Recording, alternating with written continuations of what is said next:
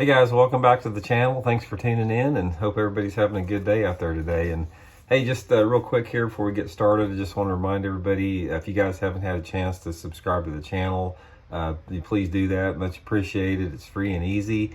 And we're going to be having monthly giveaways for Bridge for Beef Jerky, Seaguar Fishing Line, Solar Bat Sunglasses.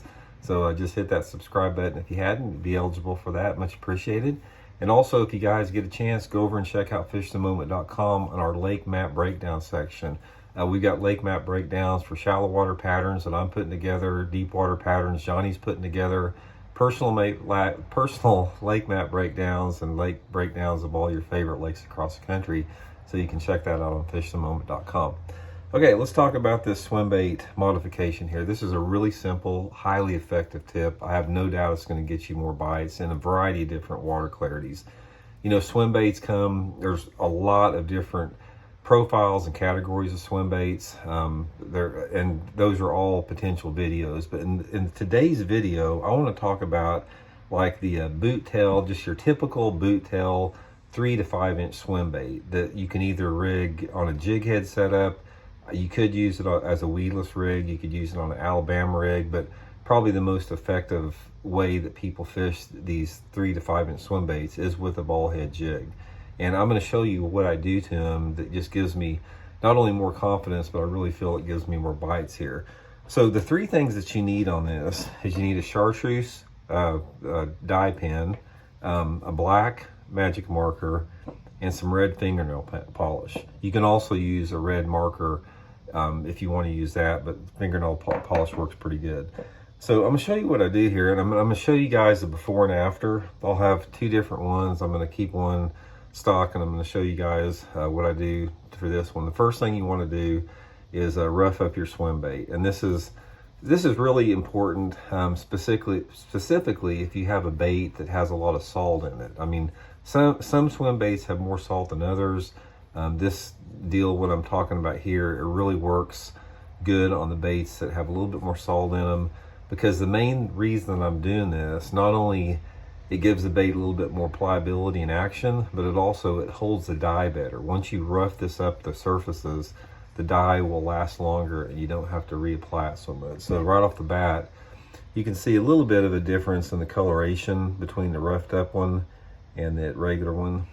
First thing I'm going to do, I'm going to get my chartreuse marker pen here, and I'm going to paint a chartreuse line down the side of the bait here. And this is just sort of like, it sort of turns it into a lot of different colors. I mean, you can resemble a bluegill or some type of perch, minnow, something like that.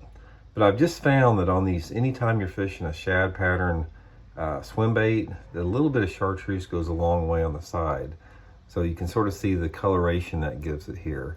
Next thing I want to do is I'm going to add a little bit of chartreuse to the boot tail. And you don't want to use much on this. I'm just using a little bit of puff on the end, just a little bit of coloration, about like that, not very much, real subtle.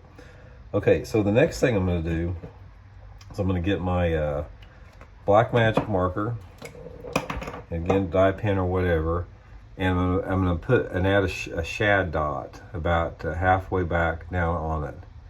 I think this just gives it a good focal point. A lot of times, you know, because most threadfin shad have a black dot on them.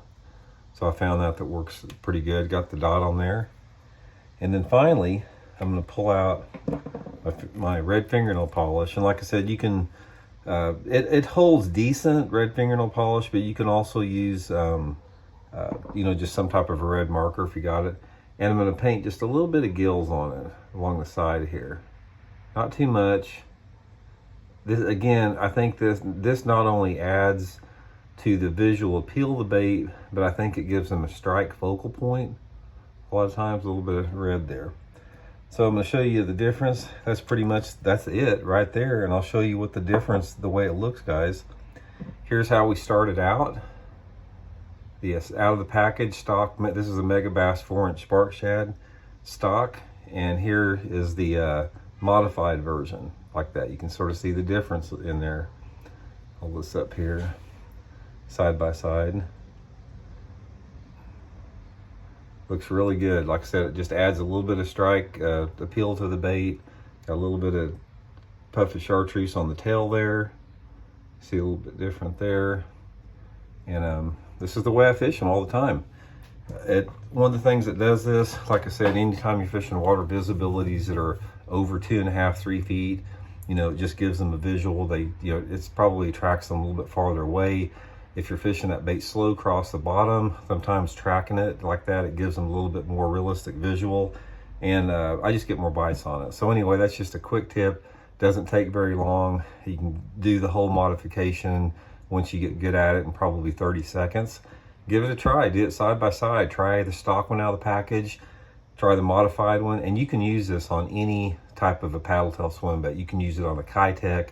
You can use it on just, a regular, like a Zoom swimmer type deal, spark shad, whatever your favorite, swim bait is that you fish with a jig head.